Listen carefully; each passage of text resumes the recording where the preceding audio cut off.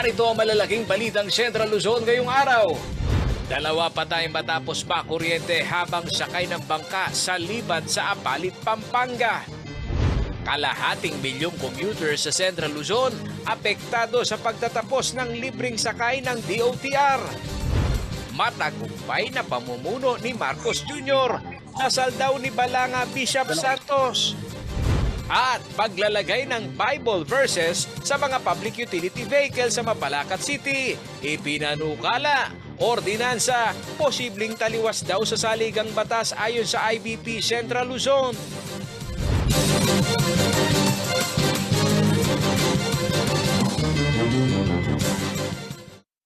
Magandang gabi mga karehiyon, ako po si Paulo G. Santos. Oras na para sa mga maiinit na balitang Central Luzon. Sa ating pong buena manong balita, hindi po magandang balita ito mga karehiyon, na uwi ho sa trahedya ang masaya sanang pakikiisa ng 6 na katao sa pista ni Apong Iro sa Apalit, Pampanga. 2 sa kanila ang nasawi habang swerteng nakaligtas naman po ang 4 pa matapos na sumabit ang bakal na banderitas ng kanilang bangka sa isang high tension wire ng NGCP. Nasa linya po ng telepono si JM De Jesus para po ipaliwanag sa atin kung paano nangyari ito. JM. Yes, Kuyang Paolo, kaninang lagpas ng alas 12 kaninang dito sa kapestahan ng Apong Iro ay nagkaroon ng trahedya at insidente dahil masayang nagkakaroon ng kasiyahan ng mga residente dito sa Apalit dahil matapos ang 2 taon ay nagbabalik na ang Apong Iro at ang Libad na kapistahan, ay bigla na lamang mayroong tinatakbo, meron na lamang dinadala dito sa may gilid ng ilog na gamit ang rubber boat at 2 ang sinis-CPR kanina dito. At kwento ng mga saksi at ng MDRMO at ng pulisya ay nakuryente umano ang kanilang bangka doon sa high tension wire ng NGCP sa gitna ng ilog at mataas umano ang bakal na nakalagay doon sa bangka na may banderitas. Kaya naman agarang itinakbo ang 6 na katao sa ospital dito sa may Premier Hospital tsaka dito sa may ASCOM dito sa may Apalit. At sa kasamaang palad ay 2 ang nasawi. Ang nabanggit na nasawi ay yung 2 sini-CPR kanina na itinakbo gamit ang rubber boat, Kuyang Paulo. At ang 4 naman ay swerte nakaligtas dahil kahit sila ay nagtamo ng ilang sugat, ay sila naman ay hindi nabawian ng buhay.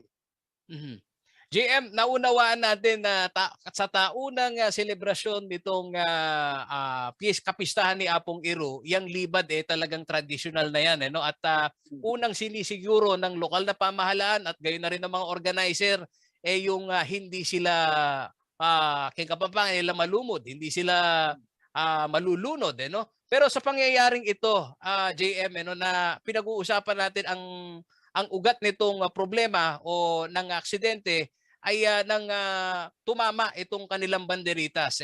Napag-usapan ba nitong mga organizer kung anong disenyo ng bangka?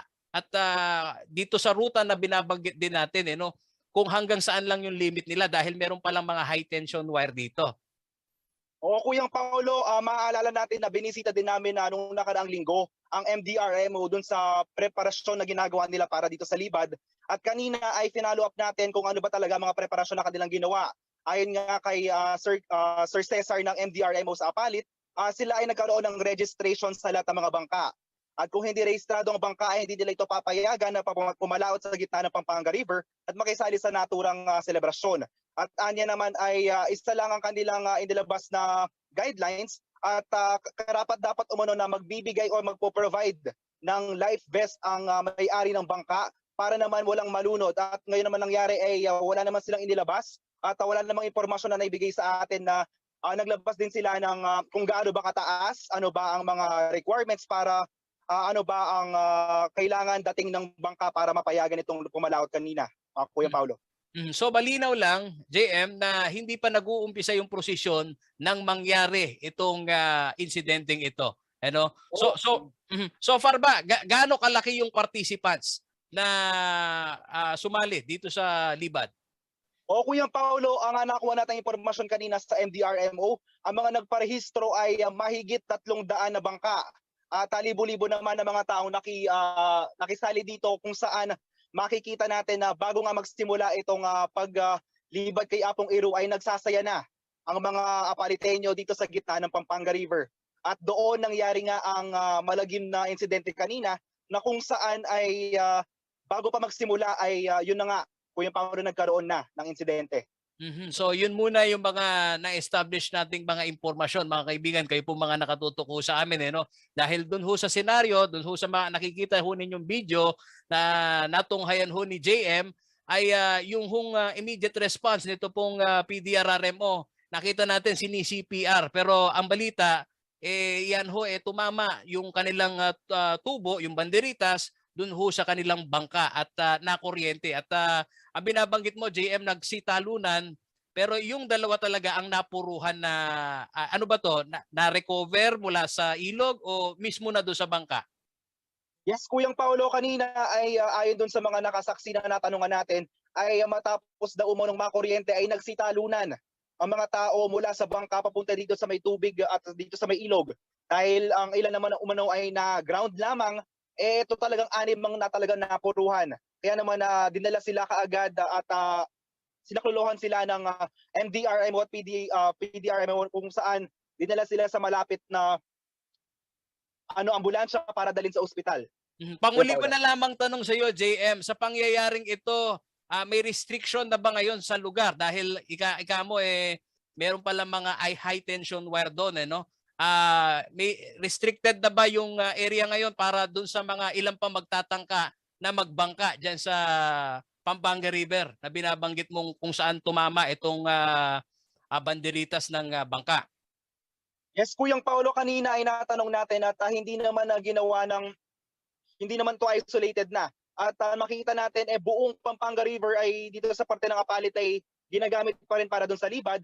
Pero sinigurado naman ng MDRMO kanina na kailangan na hindi na mataas ang mga disenyo ng bangka at mga banderitas upang hindi na maulit ito. At tinitignan talaga nila kanina lahat ng mga bangkang partisipante kung may mataas ba na bakal na pwede ding makakuryente pa sa mga partisipante dito sa naturang selebrasyon na ito, Kuyang Paulo. Maraming salamat, JM De Jesus. Sa iba pa pong mga malalaking balita, may kaugnayan pa rin po mga kaibigan dito ho sa kapistahan ni Apong Iro. Libo-libo ho ang nakiisa sa unang araw ng pagdiriwang ho ng Apalit Town Fiesta ngayong taon. Mula kasing isinagawa ho itong tradisyonal na libad o parada sa Ilog de Pampanga. Halos 2 taon ho mga kaibigan na naantala ho ito. Kaya sa ngayon, nakita ho natin ang kagalakan nito pong mga taga-Apalit Pampanga. Silipin po natin ang iba't ibang mga eksena sa ulat na ito.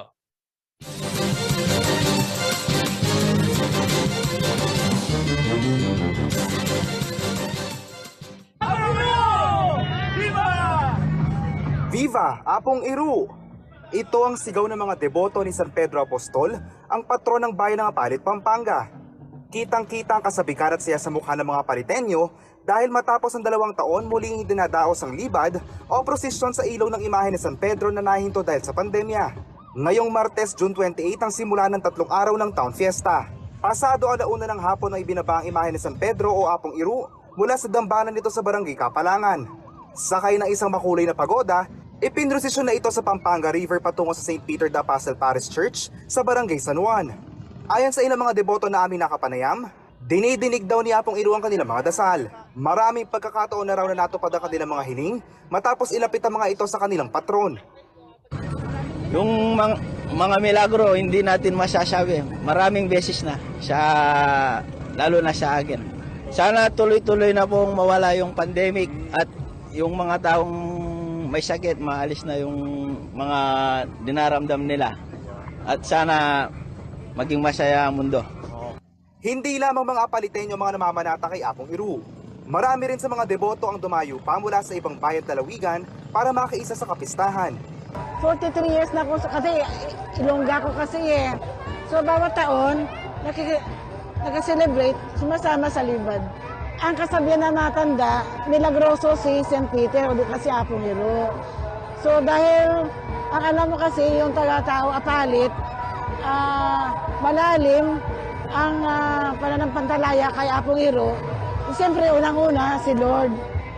Tapos si Apong Iro, dahil siya po ang pinagbilinan ni Jesus na siya po ang mamuno ng Santa Iglesia, di ba?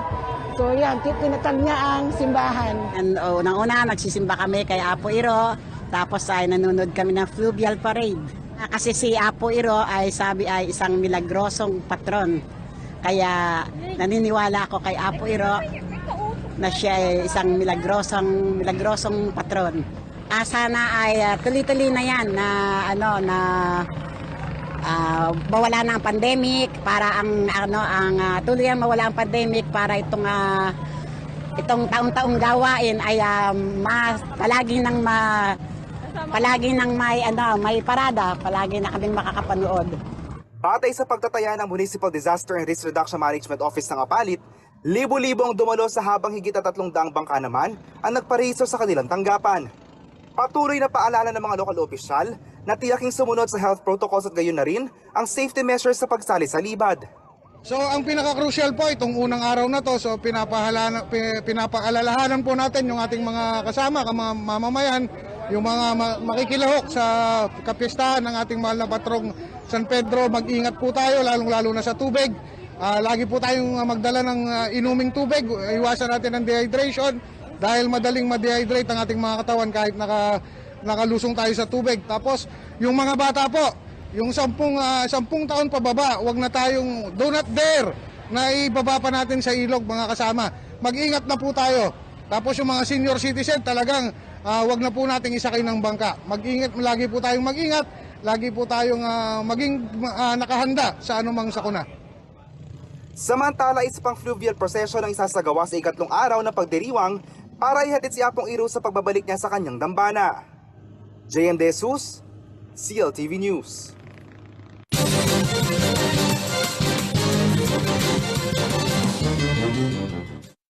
Sa iba pa pong highlight ng kapistahan ni Apong Iro, idinaos sa harap mismo ng imahe ni Apong Iro ang inaugurasyon ni Apalit, Pampanga Mayor Jun Tetangco. Ito ang pangalawang termino ni Mayor Tetangco bilang alkalde matapos tumakbong unopposed noong May 9 election. Isinabay ang kanyang inaugurasyon sa kapistahan upang makasama umano sa kasiyahan ang kanyang mga kababayan. Ito na raw ang unang beses na isinagawa ang inaugurasyon sa harap ni Apong Iro. Tuloy-tuloy ho tayo, ingat, no? 2 years po tayong walang libad, at least po napagbigyan ngayon. So, nandito kami ni Gob para sumuporta at antabayan ang lahat po na nandito, no? So, maraming salamat po. Tayo po, maraming salamat. Yan po ang tinig ni Mayor Tetangco. Manatiling nakatutok para po sa iba pang mga nangungunang balita dito sa Central Luzon.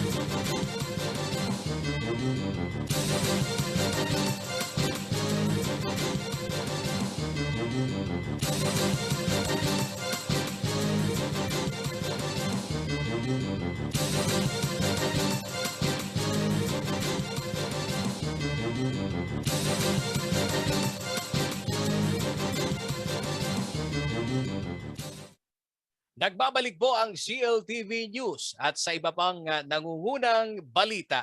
Isinusulog po ngayon ng kilalang relihiyosong alkalde ng Mabalacat City na si Mayor Chris Garbo ang pag-iimprenta ng Bible verses sa mga pampublikong sasakyan sa lungsod. Paraan daw ito upang maipaalala sa mga Mabalakenyo ang salita ng Diyos. Pero kung si Integrated Bar of the Philippines Central Luzon Governor Attorney Paul Maglalang daw ang tatanungin, mabuti man ang hangarin ng alkalde, hindi pwedeng magpatupad ng batas na pumapabor lamang sa isang relihiyon o paniniwala. Narito po ang balita.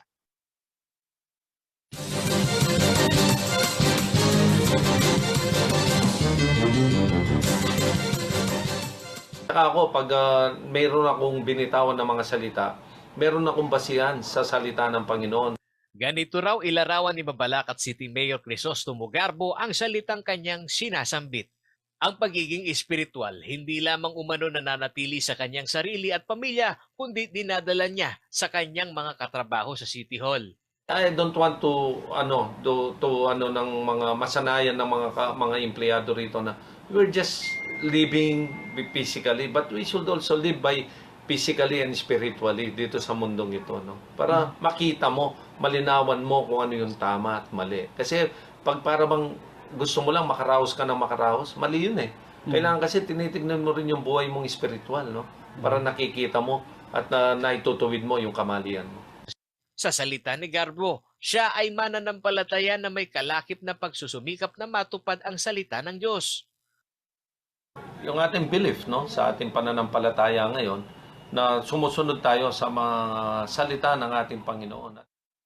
Seryoso raw ang alkalde na mapalakas ang espiritual na pamumuhay ng mga Mabalakenyo. Kaya naisipan daw nitong ipanukala sa Sangguniang Panlunsod ang Bible Verse Ordinance. Kung maisasa batas ng konseho, aatasan ng mga driver at operator na maglagay ng Bible verses sa mga pampublikong sasakyan sa lungsod. Paliwanag ni J. Pelayo IV, Information Officer ng Mabalacat, hindi lamang daw magiging limitado sa isang religious organization ang hakbang na ito. Ang layunin nito is nilang na i-promote ang isang religion. Let's see this in a bigger perspective. So in the end, para po ito sa holistic approach, mentally, spiritually, and emotionally, yung ating mga kababayan, their daily commute, parang meron silang paalala. Hindi lamang daw kasi nagdulot ng krisis sa ekonomiya ang pandemya, kundi maging sa moral ng tao. Ang mga estado natin sa buhay, meron tayong mga pinagdaraanan sa buhay, no? And sometimes this verses, these quotations, no, they really help in a way, no? Pag minsan ito yung parang nagbibigay sa atin ng inspirasyon to move on with our lives, para magbigay ng meron man tayong pinagdadaan ng matindi, tapos meron tayong nabasang ganito na bibigay sa atin ng inspirasyon. May tinatawag na Purple House na nasa pangangasiwa ng City Gender and Development ng Mabalacat City LGU. Dito may social welfare at eksperto na umaalalay sa mga kabalen na may pinagdadaanan. Ayon kay Pelayo, ang conflict sa pamilya na pinakamaliit na unit ng lipunan ang kanilang pinakikitunguhan, lalo't hindi lamang depresyon ang kinaharap ng mga Mabalakenyo, kundi pati na ang issue ng parenting dahil lumaki ang bilang ng mga nagdadalang tao kahit na sila'y teenager pa lamang. Yes, so nakita rin natin talaga yung hindi lang the physical effect but also the mental effect of the pandemic. And not only that, no, pati yung I'm really surprised na pati yung pagtaas ng ang teenage pregnancy tumaas din during the pandemic. Ang daming mga bizarre na nangyari, no, during the pandemic, at pinag-aaralan natin ito ng ating lokal na pamahalaan at nagsasagawa tayo ng matinding pag-aaral, pamamaraan kung paano natin ma-address itong mga issue na ito. Pabor naman ang karamihan sa mga nakausap ng CLTV News sa planong ito ni Mayor Garbo. Oo, okay na, maganda naman. Pagka, siyempre, pag nababasa nila, halimbawang may kakahulugan sa Biblia, makakatulong yun sa kanila para mapagsisig na nandiyan pala ang Panginoon. No? Good influence po yun sa mga kasama namin. Naranasan natin ang kahirapan, parang gumagaan yung loob niya. Kikita mo yung Bible. Yung mga mensahe, yung mapapalapit ka sa Diyos. Maganda rin po pakiramdam dahil kahit ganyan ang sitwasyon sa panahon, ayos lang po. Ang reaksyon ng mga Mabalakenyo ay sumasalamin rin sa resulta ng SWS survey noong November 2020 na 73% sa mga adult Filipino ay itinuturing na very important sa kanilang buhay ang religious beliefs. Samantala, kung legalidad ang pag-uusapan, mabuti man ang layunin, hindi kailangang maidikit sa anumang religious denomination ang titulo ng ordinansa. Ito ay ayon kay Attorney Paul Maglalang, ang Governor ng Integrated Bar of the Philippines o IBP Central Luzon Chapter. Paliwanag ng legal expert, labag ito sa Separation of Church and State Clause ng saligang batas. Definitely, meron na. Para sa akin, discriminatory na kagad yon dahil ang batas ay para lang pumapabor lamang dun sa mga relihiyon na gumagamit ng Biblia. Paano na lang yung mga relihiyon na hindi gumagamit ng Biblia? Kamukha ng mga Muslim na gumagamit ng Quran at saka yung mga tao na ang relihiyon nila ay walang relihiyon. Nauunawaan ni Maglalang ang pananampalataya ng alkalde, ngunit ang pagbalangkas ng anumang ordinansa na taliwas sa sinasabi ng konstitusyon ay hindi maaring ipatupad, lalo't kung gagawin itong mandatory. Kung inspirational lang, no?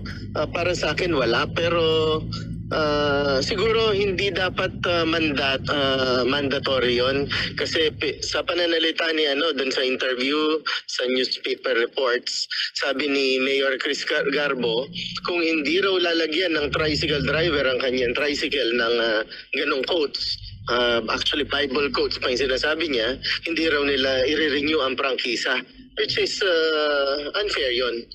Paano na lang nga kung ang tao ay ibang paniniwala? Paulo G. Santos, CLTV News.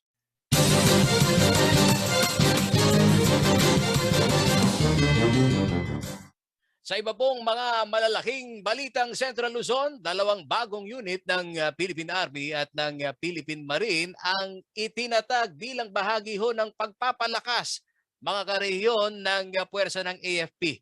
May mga bagong kagamitan din na isinapubliko ang hukbong sandatahan na higit na makakatulong daw sa kanilang operasyon.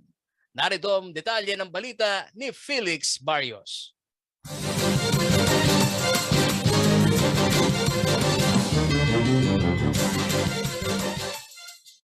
Nagtatag ng isang bagong sangay ang Philippine Army na siyang nakatakdang gumamit ng 12 155mm self-propelled howitzers na binili ng Pilipinas mula sa bansang Israel.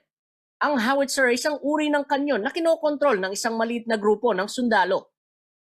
Ayon kay Colonel Sergi Trinidad, tagapagsalita ng Philippine Army, itinatag ang 10th Field Artillery sa Fort Magsaysay, Nueva Ecija noong ika-22 ng Hunyo.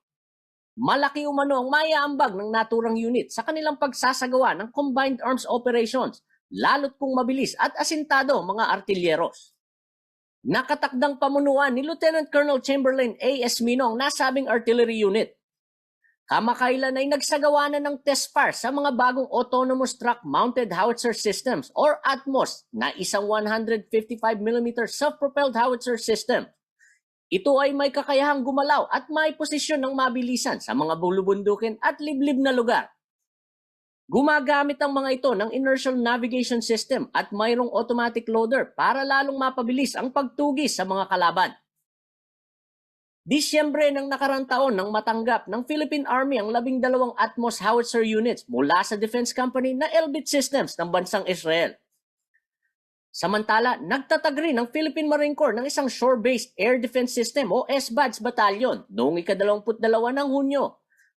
Ayon kay Philippine Marine Corps Commandant Major General Nestor C. Jerico, ang shore-based air defense system ay malaking bahagi ng pagdepensa sa ating mga dalampasigan. Ito raw ay tutugon sa pangangailangan na masuportahan ng ating mga base militar at mga bagong kagamitan sa mga banta na maaaring manggaling sa himpapawid. Felix Barrios, CLTV News.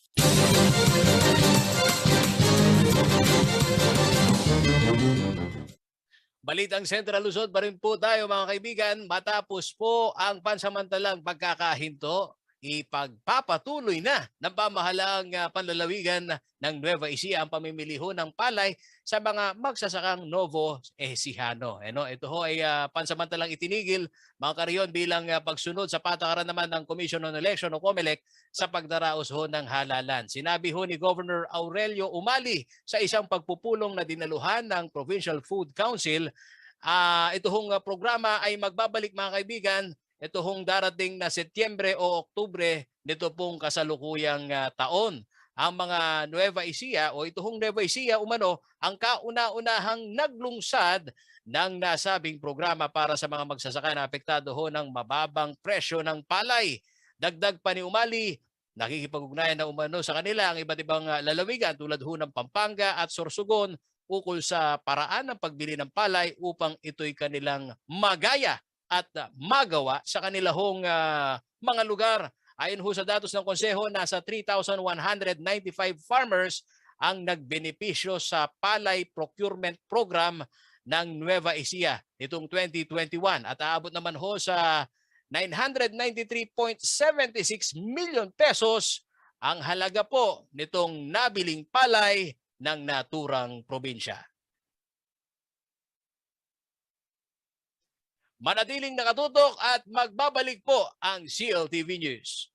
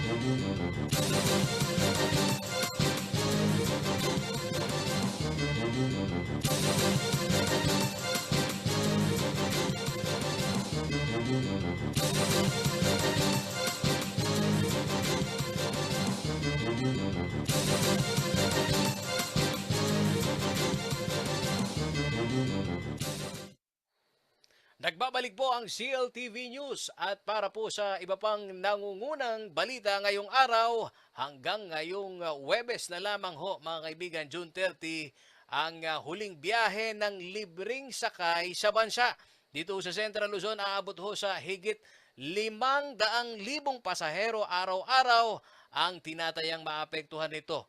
Sa kanila, dumadaing din po ang mga driver na mawawalan ng trabaho. Narito report.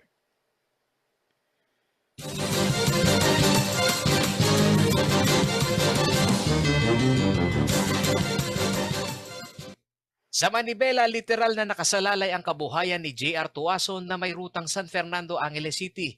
Pinalad siyang makapasok sa kooperatiba ng transport sa sistema ng gobyerno na Service Contracting Program o Libreng Sakay. Pagmamalaki niya sa sistemang ito, hindi nasugal ang pagpasada ng jeep para sa kanilang mga tsuper dahil fix na dito ang sweldo. Maganda naman po yung kinahatan nung libreng sakay. Kasi nga po sa mahal po ng diesel, tsaka po nakapix yung sweldo namin, ayos naman po nakakawin ng pera sa bahay. Pero nangangamba ngayon si Tuason sa pagbabalik niya sa boundary system dahil ang libreng sakay ng gobyerno hanggang 30 na lamang ng Hunyo. Kasi po nga, yung mga pasero, kukonte, tas marami pa yung namamasadang jeep, nakipaggagawan ka, wala kang siguraduhan kung minsan pan-diesel lang, di mo pa nakukuha. Ang Pampanga ang may pinakamaraming alokasyon para sa Service Contracting Program ng Land Transportation Franchising and Regulatory Board o LTFRB Region 3.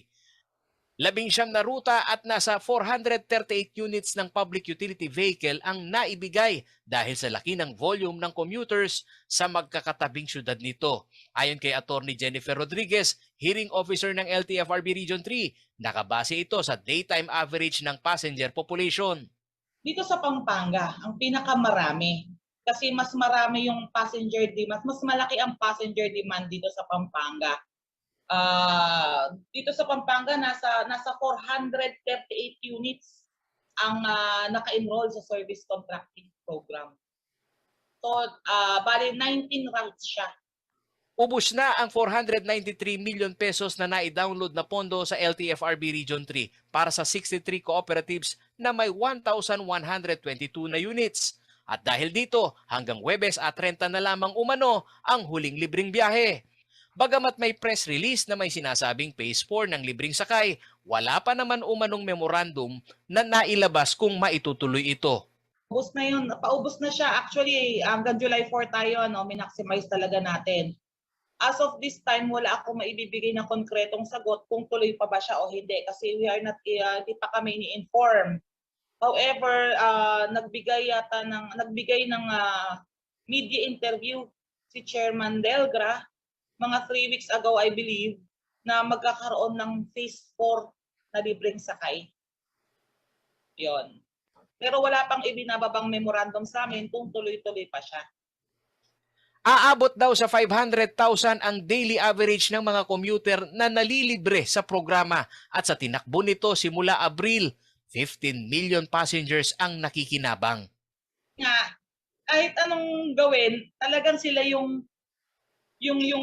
hinahanap ng mga mananakay. Kasi nga, for example, ang pamasahe from Apalit to from Masantol to San Fernando, that is 60 pesos. So, that is 120 for one commuter na matitipid niya na balikan. So talagang tinatangkilik sila ng mga mananakay. Marami kaming magandang feedback na nakukuha, lalo na sa mga commuter. Nagre-request ka talaga sila ng extension.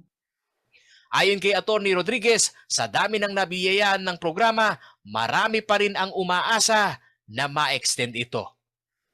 Para sa akin po, kung gusto ko pa pong ma-extend kasi nga po, yun nga po, mahal po yung diesel, tas yung sweldo ko naka-fix, okay lang. Hindi po ako nahihirapan. Kasi po nga, yung mga pasero, kukonte, tas marami pa yung namamasadang jeep, nakipaggagawan ka, wala kang siguraduhan kung minsan pan-diesel lang, di mo pa nakukuha. Kasi yung minsan sa libreng sakay din, natatamaan din po yung kamukha namin driver, na hindi na rin sila kumikita, na yung mga tao sumasakay na lang po sa amin. Kaya mas maganda na rin yung diesel talaga bumaba. Okay lang din na hindi, okay lang din na magpatuloy. Kaso may mga consequence kasi yan eh. Yun nga tulad ng sabi ko kanina, pag may libre sakay, maraming lumalabas. So mas prone sila sa virus. So once naman na tumigil, so yun, yung mga literally na namamasahe talaga, so tatamaan sila kasi sa pamasahe. Paulo G. Santos, CLTV News.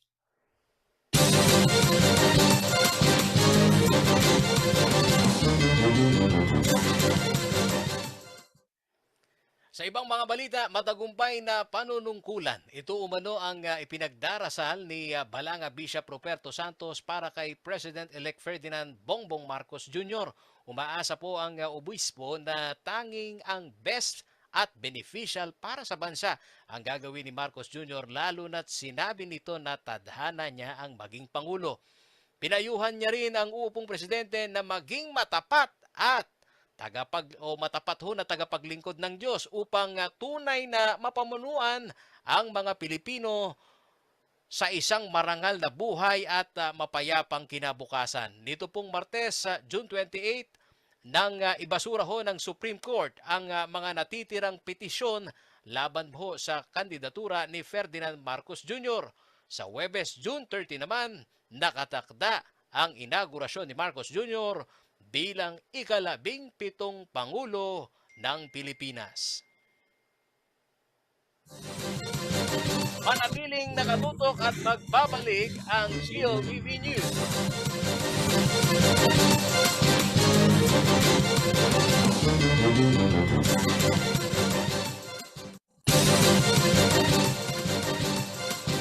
Ito ang CLTV News para po sa iba pang mga dahil sa pagpapatuloy mga kaibigan ng krisis busod ho ng pagtaas ng presyo ng produktong petrolyo, hindi raw malayo na mas dumami pa sa ating pong mga kababayan ang tumatangkilik naman sa mga pampublikong transportasyon sa mga nalalapit na panahon. Kaya ho itong grupong Lawyers for Commuter Safety and Protection kung tawagin, nananawagan ho sa papasok na Administrasyong Marcos Jr. na pagtuunan ng pansin ang pagsasaayos sa public transport system sa bansa. Narito po ang balita.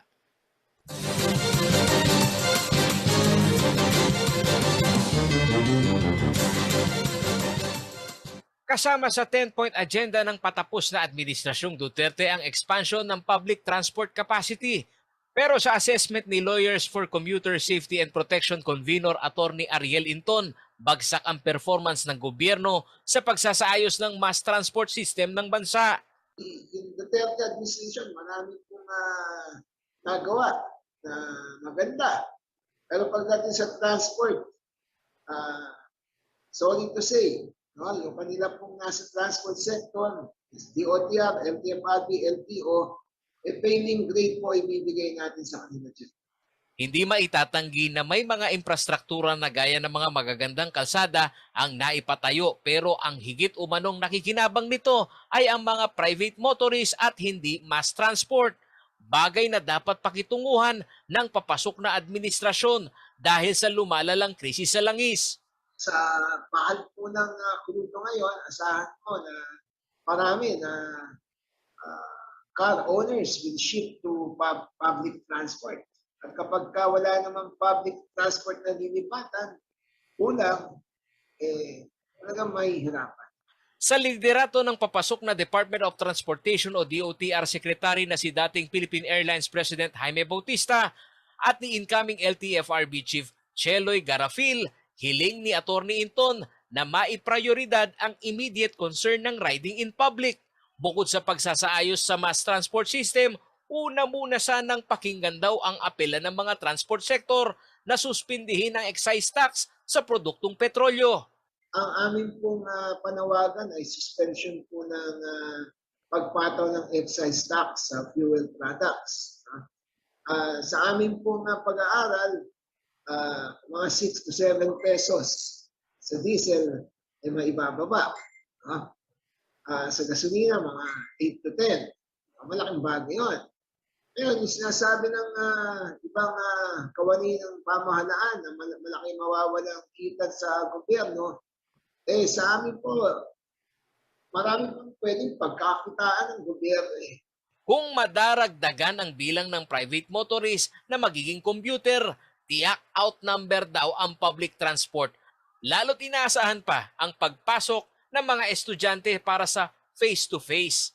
Dito umano magkakasapin-sapin na ang problema mula sa palyadong route plan na hindi lamang problema sa Metro Manila kundi sa mga highly urbanized areas tulad ng ilang lugar sa Central Luzon. Ito, pinagbago-bago yung rota eh. Pinutol-putol. Lalo dumami yung sasakyan mo, lalo magastos, lalo mahirap sa mga pasahero. Paulo G. Santos, CLTV News.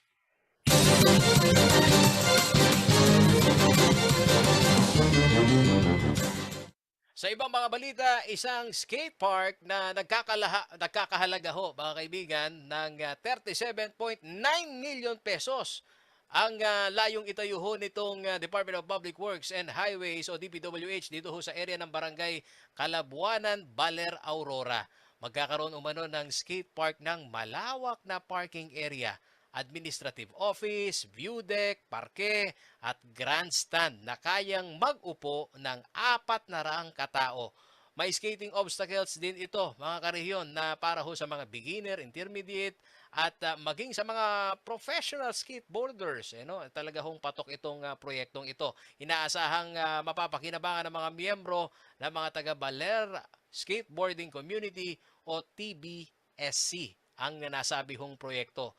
Matatandang nakuha ni Renzo Mark Feliciano ang TBSC ang silver medal sa Men's Street Skateboarding Competition sa 30th SEA Games noong taong 2019. Alamin naman po natin ang magiging lagay ng panahon mula kay Mang Manny Esguera, ang ating pong Chief Weather Forecaster ng Pag-asa dito po sa Clark.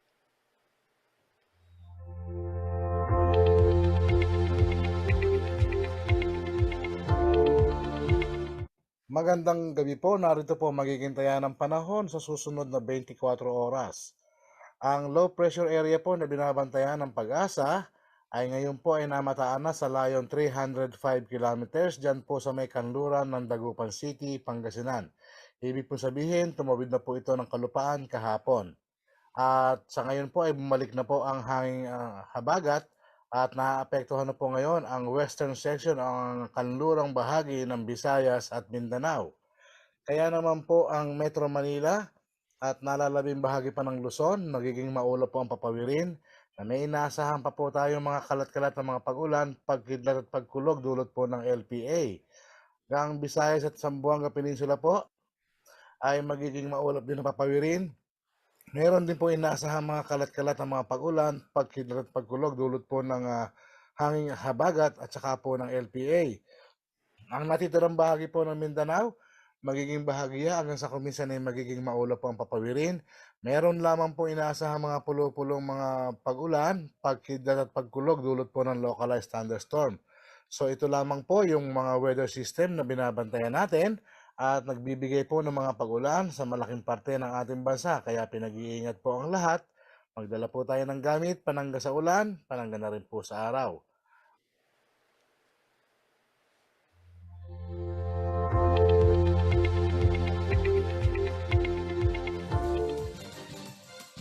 At yan ang mga balitang nakalap ho ng CLTV News. Para sa karagdagang pang detalye, maaari po ninyo kaming i-follow sa aming pong mga social media pages. Sa aming pong Facebook page, dalawa ho ang aming account, mga karehiyon, at CLTV36 Official and at CLTV36 News. At sa amin na pong Twitter account at CLTV36. Ang aming Instagram, opo, isama nyo na rin yan at CLTV36 Official. Kung nais naman po ninyong balikan ang mga programa ng CLTV, pwede po ninyong bisitahin ang aming pong YouTube channel at CLTV36 Official at ang aming pong website, www.cltv36.tv. Mapapanood din po ang mga magagandang programa ng CLTV nationwide via Signal Channel 115 at sa ating pong 39 cable partners. Kasama po ang buong puwersa ng CLTV News and Current Affairs. Sa ngalan po ng ating Jen Salenga, ako po si Paulo G. Santos. Maraming salamat, magandang gabi.